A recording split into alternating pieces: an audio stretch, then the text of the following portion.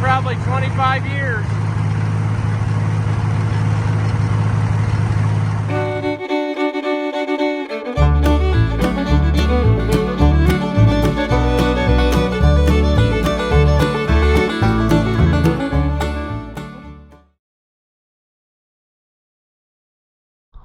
All right, welcome back. If you haven't seen my videos before, I'm Ross the Oliver Man. 55 EV Combine is in fact a runner. After that last video, where I said I was kind of over it, I still am not feeling the best, but anyway, that was the biggest reason why I just called her quits that day. I heard it run, I knew it would run.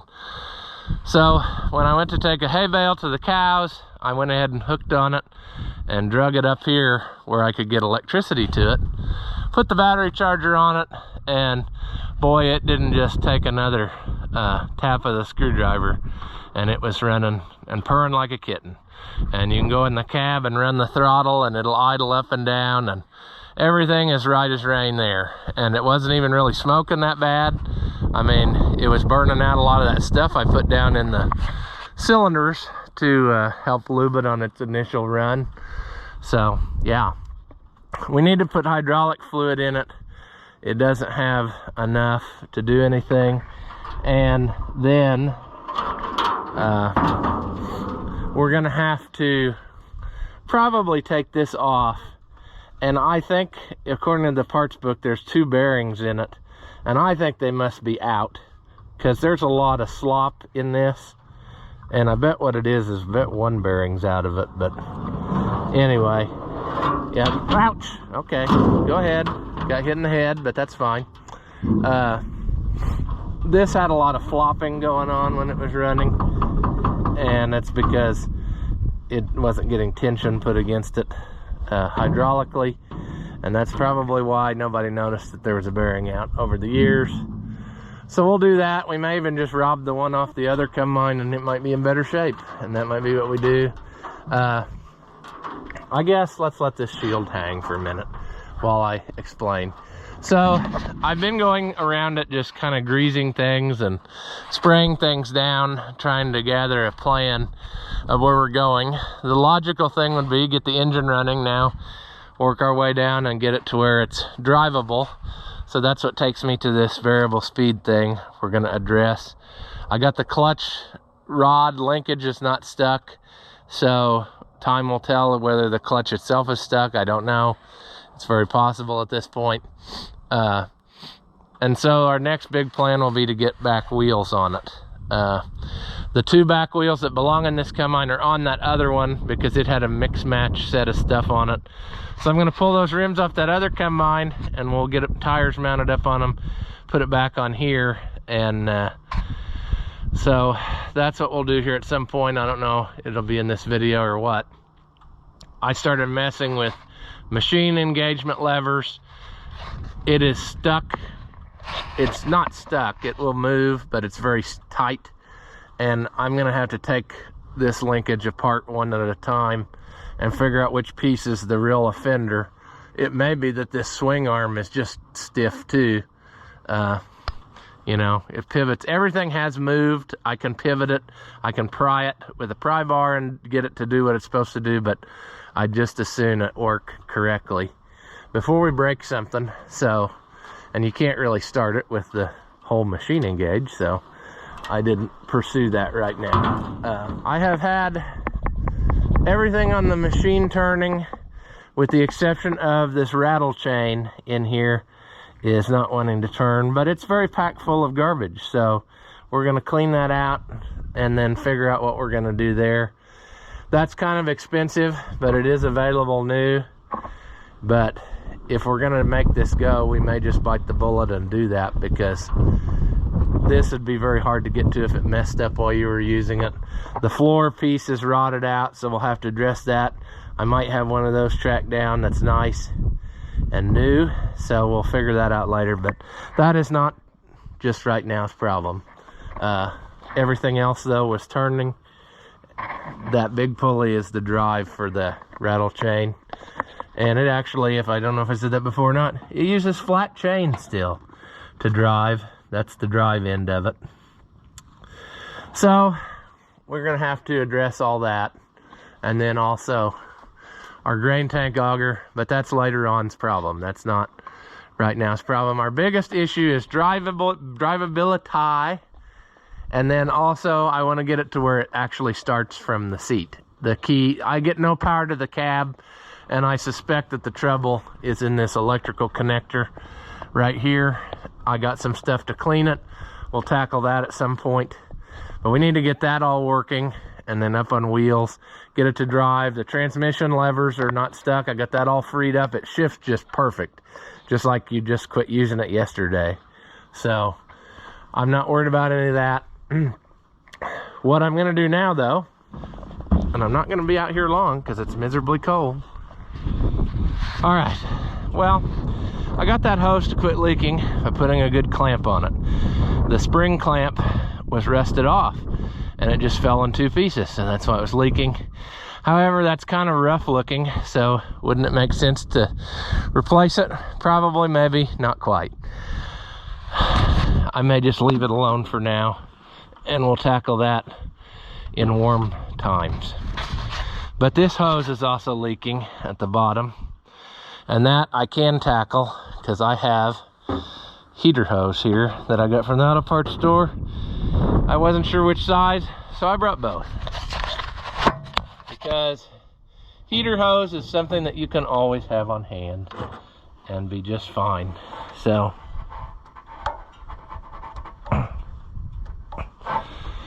and I'm sure that because I want it to, it's not gonna, because why would it, you know? I would rather just get this off of here.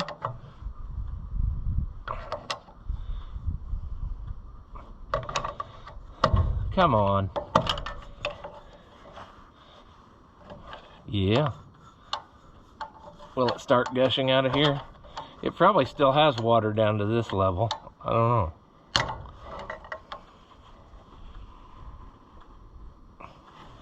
Yep. Maybe. Maybe not. Get out of there. Yep.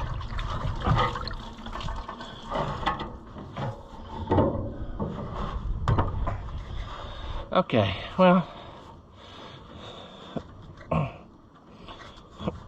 there we go. That's much more better. We know where the water level's at now on the old machine, because that's where it's leaked out to, where that other elbow was. It is miserably cold.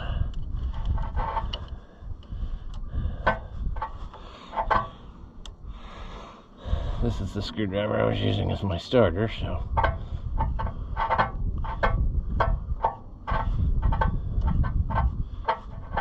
Yep. All right, well, let's see here. Boy, it is cold out here, and I can't hardly feel my fingers. And another thing I did stupidly, I didn't bring enough tools with me. I ain't got nothing. It's gonna take that loose. So I guess I will end up climbing down again. Get a pair of pliers. However, another thing I wanted to change, if possible, was the upper radiator hose, which don't look that great. And I'm not sure I got the right kind for that. But one thing's sure, I ain't getting no results with what I brought. So I'm gonna go get a socket, and we'll hope we can get it with that. All right, so the point here is I'm trying to not spend way ridiculous amount of money. That I just broke. The Deere store wants like $70 some for one hose. So we're gonna try to limit our buying from the Deere store as much as possible, because that's just foolishness, isn't it, friends? I mean, boy, this is, how are we gonna get that out of there in the winter time? It is cold and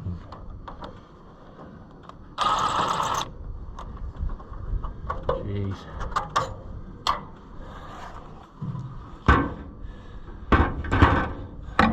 Get it right off of there. It probably just self-destruct, which would be all right. A lot better. Man, is it cold!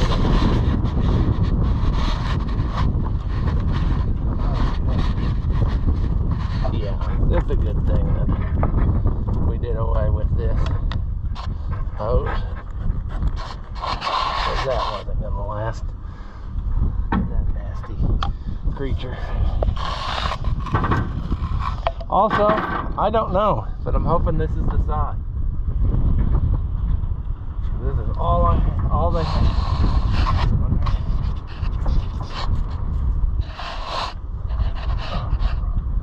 I just eyeballed it. I didn't. I think it's exactly what was on here. Alright. I'm going to try to wrap this up as quick as possible, because this is miserable. We're going to just have to make that be the way it is for now. We'll address that more in the summertime, because I probably ruined that hose, but it's better than what we had. Maybe. That all depends on if I can even get it to.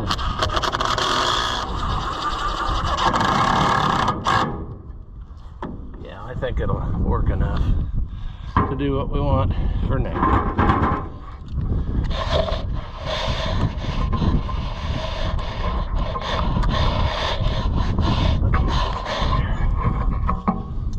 Oh yeah, nice. Very nice. Very nice. Sure.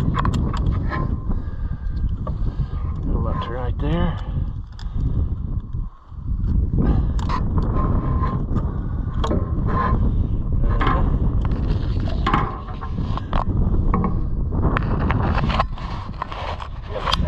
Get it.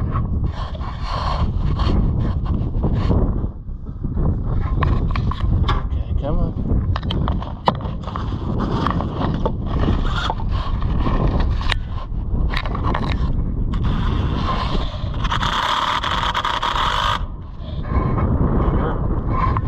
Alright.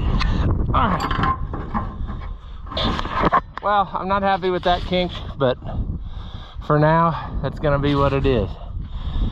Let's just, for fun's sake, see if it'll fire up. I think I have it at an idle right now, and I'm not really in the mood to go to the cab and change something up. Ignition.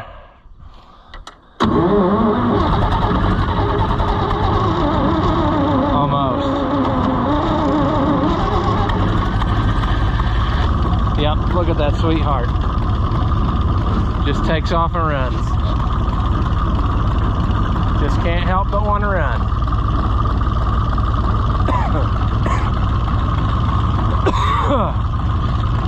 Yep, she's sitting at an idle in the cab, so that's good.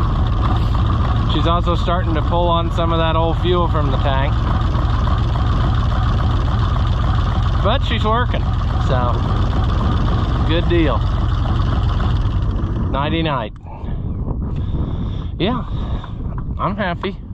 Progress has been made again, although small. We did accomplish something.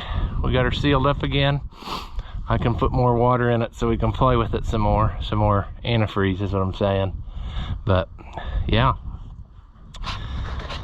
All right, it's much too cold to be messing with that. Cold and windy, and I'd like to recover from not feeling good, so I don't need to be out there. But like I put the caption in, I don't like that hose. I'm gonna get a different one, just a piece of stick hose, and cut it to the right length and go with it. And I have a feeling that's what it was supposed to have, and back when he did it, it was probably obsolete as well. and so he just found that at the auto parts store and crammed it in there. But I don't like it, so it's gonna get something better. But for now, that'll keep her sealed up till a warmer day when I can mess with it again. So I've been digging through my collection of stuff. I need to get I'll go on the electronic bay and order me a better owner's manual, because this one has seen better days. I mean, it is about half of what it was. And anyway, there's still some good pieces to it, but it really needs, I'd like a legible copy, and there's one on there for not much money, so I'll probably buy that. I already bought a green binder here. Several years ago, I decided that I would like to have the factory binders for all of my books for the different implements, so I try to buy the factory binders when possible, and that's what I did. And I managed to put, I had some of these service manuals, like this one. I don't know why I had this. Hydraulic drive. That would be neat if I had that on a combine, but I don't. And anyway, like I said before, if you want to do the engine, you have to have this book, or look up 303 power unit, because that's what this combine has. A 6-cylinder John Deere engine. I don't know which number's what. Some of those others are like the 4-cylinder version of it, and that's what the service book goes through, all the different stuff like you would expect to find in a service book. So I'm sure that will be helpful at different times to us. I've kind of perused it a little bit, but nothing we did so far really needed any help from the book. This book I'll probably be using a bunch. This is the service book for the combine itself, and breaks down each section of stuff. So I'm sure there will be questions that we'll have to know some more about whenever we get into working on the thresher, because that one's slightly different than, you know, the Oliver and White combines that I've worked on so much. However, the principle is the same, so it's not a big deal. But anyway, I like having the green binder. That makes it, you know, stay together and looks nice. And this one is parts books for the 55 combines. It actually has both the early round back ones. You can see, I think when I looked up or read about these combines, I want to say the first year for it was 47 maybe, so there was a lot of changes. The one I have, the EB, I said 69, but I think it's actually a 67. I looked up the serial number, and then that corn special is probably a 69, because it has the quick adjust cylinder speed and all that. But anyway, yeah, here's all these. Whoever owned this book before me, I guess I can show that. Does anybody recognize any of those names? Or any of those people your relatives? I don't know. I don't even know what dealer this book came from. I got it off the electronic bay at one point. But to me, a parts book is more helpful than, you know, a service book in a lot of ways, because you can see how each piece is made and how it comes apart, and you know what to be looking for. So that will definitely come in handy. So not a bad collection of stuff to have. If you have an implement or machine, go on the internet and buy the factory books, because it saves you a lot of trouble in the long run, wondering how stuff is done. But now it occurs to me, after watching that first video, people were asking all kinds of questions about stuff, and my dad actually commented on the video, and he said, "You never told him what happened to my Gleaner Combine." And lots of people have asked about that Gleaner Combine, because I've mentioned that before. So we might as well talk about that now, and I'll tell you the story of how that came to be. Alright, so when I was a kid, we had the 545 Combine, which was for corn, and he had bought that at an auction later on. That wasn't, he had this John Deere was first. The 55 EB was the first combine he bought, his brother had been combining for him, and somehow they owned, like, his brother owned the combine, and then he owned the corn head or something. I don't know what kind of system they had worked out, but eventually he ended up having to buy his own combine, at least for the soybeans. So that's what he did. He bought this from the Deere dealer, this 55 EB, which was traded in. I asked him all this the other day, and he still remembered. It was only like a couple years old, so this would have probably been around 1970 or so, 1970. You know, if it's a 67 or 8 model, then that would be around 1970-ish or so. He would have bought this. It was a trade-in from up north, maybe about 20 miles north of here, maybe a little more than that, 20 to 30 miles north of here.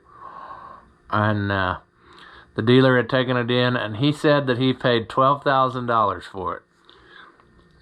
And they drove it out here, and he said, I said, did they show you how to use it or anything, or did they just, you know, say, there you go? And he said, well, he said, I can't remember. He said, if the mechanic stayed and watched me make a couple rounds, because he said this happened right at soybean time, like it was time to be combining soybeans, and that's when this took place. So anyway, that's how we had this John Deere, and then he did that for a long time, and then his brother combined the corn.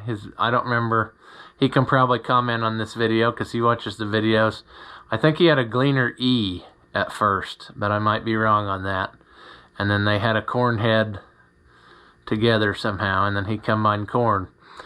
Well, then later on,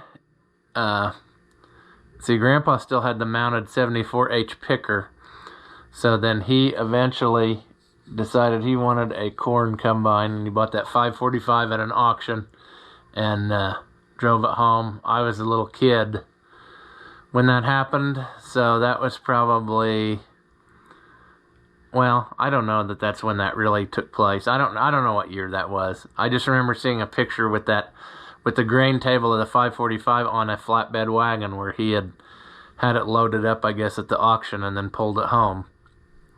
But anyway, whatever the time frame, not really that important. So when I was a kid, we had the John Deere, and we had that 545, and that's the way it was. Well, about, I would say, in the very late 90s was when that 55 corn special combine came available.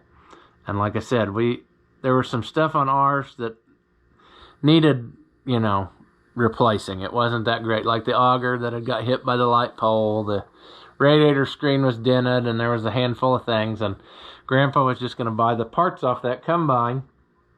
Well, as I've been working on this, things have been coming back to me in my memory, and I think what happened was, right about the time he was deciding that, it messed up that top return, like the clean grain elevator messed up, and so he got a new belt. The new belt is rolled up there on it still, and he thought it just broke the belt, but then it looked like, you know, it's crooked, and that's going to take something we don't know what yet. We'll find that out together as I work on it. But anyway, so that was, well, then it also must have broke the belt that did the unloader drive, and then that was kind of like finally, okay, well, I'll just buy this whole combine, and then we'll start using it. So that's what he did, and he was using it, and he was going to fix up his other one and have it ready. Well, then that corn special one broke a straw walker, so they swapped straw walker to the other one, and that pretty well was the end of the story then for this EB combine. And it just sat, and it sat, and it sat, and it sat outside for a long time. And then I put it under the shed, and they were both under the shed for a good while until a couple years ago when I pulled them both outside. Yeah, but I'm getting ahead of my story, and I guess it's not making much sense. So we were using at last this 55 corn special, and then one year, it was right towards the end of the year, like driving it in the shed, the clutch went out. No more clutch, and I've never even looked at it to see what that was. You know, back then I just trusted that they knew what they were talking about if they told me something. So I never looked at it. But who knows what it is. But anyway, I do remember that when they went to drive it in the shed, it wouldn't stop, the clutch went out, or whatever. So it was going to need some attention before the next season. Well, then it so happened that this F2 Gleaner came available. And like I said, my dad wanted a Gleaner so bad. He wanted a Gleaner. He always thought Gleaner was the top of the line, and that's what he wanted. So the Gleaner came actually from the brother of the guy who owned the Alice Chalmer dealership, which is the same place that I ended up working years later. And so it was, I think he was the second owner of it, but it was immaculately kept. I mean, it was in excellent shape. That guy he was an older guy, and he was done farming, no more farming, so get rid of his equipment, and he was selling it off here and there, you know, piece at a time. So it just so happened our combine was broken. We were looking for a combine. So I want to say that was like $2,500 was what they paid for that F2. It was a gas combine, and it was gear drive. And the thing that I hated about that combine, absolutely, that made me hate it more than anything else ever, and hate it so much, was that it had twin gear sticks. And I never did like that, because it seemed like you never could get it where you knew when you let off the clutch whether you were really in neutral or not. And you may say, well, what difference does that make? Well, when you were trying to hook up heads on it, that was what really bothered me, because usually there was somebody helping you, and on the ground, if they were standing around there, you never knew if it was going to jump forward or what, and I never did like that. It also it was very hard to get sometimes those pin latches. If you've had one, you'll know what I'm talking about. And you had this rod that hung on the side of the combine you'd take, and it had a divot in the end, and you could use that to push against those pins and try to move them over, you know, and hook them and latch the heads. So anyway, but the Gleaner, the thing it had going for it was it had quick attach heads. So with it, we got a rigid table, and we got a floating cutter bar head, which was something we never had before for soybeans. And then we had a 4-row 38-inch corn head. It was an orange one. And the big thing about, I guess, that also made them kind of want that Gleaner was the fact of the floating cutter bar, because it was hard to combine soybeans with a rigid table, especially back then. It may be not so much now, because like when I do it, the ground is pretty level when you're in the fall, but when you used to, like especially when they would cultivate and stuff, it would just ridge up dirt around the beans and stuff, and you'd always end up plowing through the dirt with the head, and you had to always be you know, watching and adjusting your head so that you weren't just plowing through the dirt. And that's something I remember. I was thinking about that the other day. I was sitting in this 55 again. I can see Grandpa, I can just see him in there driving it, and he'd be leaning on the steering wheel, you know, looking over the edge, and he'd just be leaning on the steering wheel with his right hand on that head lever, and that's the way he was all day long, just because you had to always be, you know, adjusting so that you weren't shoveling up dirt. So anyway, the Gleaner was probably, I'm trying to think of when it would have come around in life. I can't really answer that.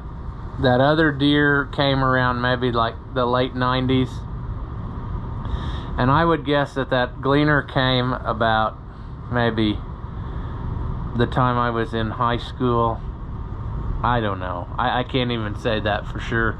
I want to say that it might have come around 2003 or 4 was when that Gleaner came to be. Maybe a little before that. So it may have been later than that, because I don't think we really had it very long in the grand scheme of things.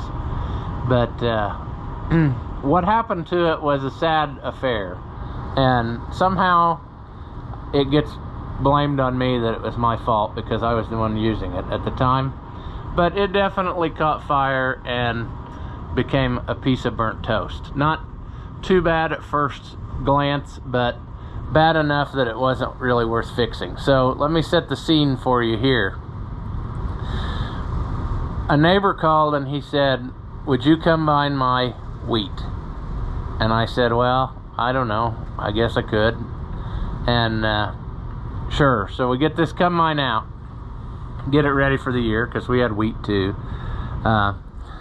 only to find that it had a bearing or something was out in it, and then also it had just messed up, like maybe the fall before, it had messed up the fan in the belly of the combine, and that was like $1,100, and we just put that in new, and then it had a bearing or two out when I went to go do this wheat, so I fixed that real quick, and so had it all ready to go, went.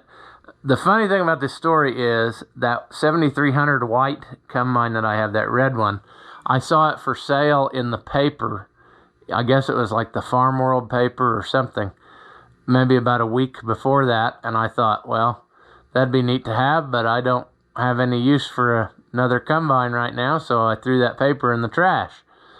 So get this Gleaner going. The day comes, I'm going to go over and I'm going to combine wheat for this guy. It's literally not even a mile from my house where it was, and probably, I mean, halfway. Let me put it this way: the firehouse, the fire department, is about, twice as far from the place I was. So this place was in between me and the firehouse. That's important for later on in this story. So I drive over there and all is good, I'm all by myself doing this. I start out, I start combining, we're making around. I get about 3/4 away around the field, and I just get this feeling that something's not right. The combine just it's just not acting quite right. But it was still running, and it wasn't really missing out or something. I just had this feeling, like I don't know how to describe it. And the engine on those is in the back, so you're not gonna, it's not like on the Olivers where it's right behind the cab and you can see what's going on. So I stuck my head out the door and looked back, and I realized we had black smoke just rolling out of this thing. So I thought what to do, because we're in the middle of this wheat field, and I thought I'm gonna catch this whole thing on fire.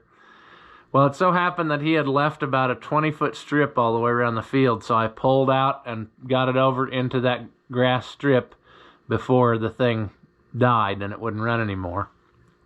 And I ran back there, and it was just engulfed in flames, the engine. And so that was so strange, because it was the first, it had only made a 3/4 of a round. It was totally clean. It wasn't like it was covered with trash or anything, but it was lit up.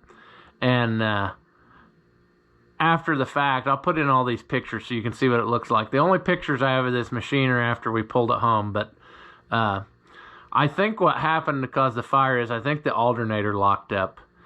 And I think whenever it shorted out or locked up or whatever, that's what started the fire. But what finished the fire and made it keep going is it had a rubber fuel line from its transfer pump, or like a short end or whatever, and it had burnt that off, and it was just fueling the fire. The gas tank on those is on the tail of the machine, and so it was just gravity flowing gas, and it was full, I just filled it up. So it was just pouring gas to this fire as fast as it could go. And I remember I was sitting there watching that, and I thought, that's what's fueling the fire. If I just shut that sediment bowl off, it would stop, and then maybe we could save it. And I was just about to reach up there and turn that off, and the top of the fuel tank exploded and blew a big hole in it, and gas went everywhere, and I thought, nope, just forget it. Let her go. So I don't remember. I'm pretty sure I had a cell phone at that time, and I guess the guy was there too, maybe, or he saw it and he came running. But we called, and like I said, I could practically see the firehouse from this place. Well, it was not a quick response time in the middle of the day at the time that this was. So by the time they got there, it was pretty well that was all she wrote for it. In the pictures that I took, I guess what I'll say is this: it doesn't look that bad from a distance, but when you got up close to it, you could see what exactly had happened. And so the procedure that I followed here was, it was sitting in this grass strip, and what to do? Well, called the insurance guy, and he came out and drove out there and looked at it, and he said, yep, that thing will never combine again. Forget it. Scrap. So he was on board with condemning it. They said that we could keep the heads, and then they were going to, buy the machine or whatever. So, but we had to get the thing home off this guy's stuff. So, of course, what I did is I used tractor hydraulics and just plumbed into the stuff and lifted the head up and, you know what I'm saying, steered the combine with the tractor hydraulic. I think actually we took the head off over there, so I think I lifted the head with something and we set it on a wagon or something. I don't remember how that exactly went, but anyway, we kept the heads. We pulled the combine home behind the tractor, and then also Grandpa, I think, had the tractor hooked to the other end of it. Just, he was trying to be the brakes so that it wouldn't get away and slam into me, because I didn't have a pole. I just used a chain, So that's all well and good, and we got this combine home. Grandpa wanted to fix it. He didn't think it looked that bad, because if, like I said, you look at the pictures, cosmetically, it does not look that bad. But it got hot enough that the back side of the grain tank was rippled, and all the wheat that was inside looked like burnt popcorn, and it was nasty. And the problem I had with it was, I think it would have been a never-ending problem. Shortly after that happened, just a week later, there was an auction that had like a K on it, a Gleaner K, and it had some machine problems, but it had a good motor, and I think it was the same motor.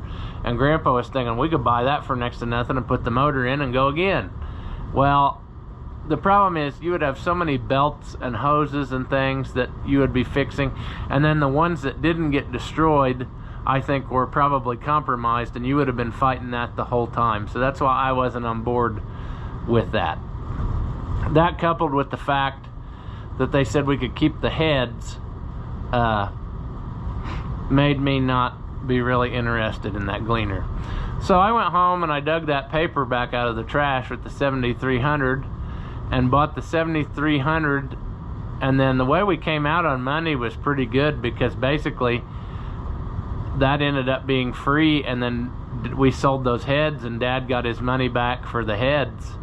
So it worked out pretty well for everybody, and I was happy I had a combine to use. And yeah, because the Gleaner, I guess if it was, I don't know, I just never was a fan of that Gleaner. Nothing against the Gleaner people. I think if it had been an F3, I would have thought differently of it, because I drove one of those years later, and it was very nice hydrostatic drive and electric over hydraulics, and I like that combine a lot, tons better than the one we had. So I think I would have got along better with it. It would have still had the crappy head hookup pins, but I could have lived with that probably. Also, I think if it had had working air conditioning, it might have changed my tune too, because that would have been something. I've never had a combine with air conditioning, so I wouldn't know how that is. What else to say? So that's what happened to the old poor Gleaner.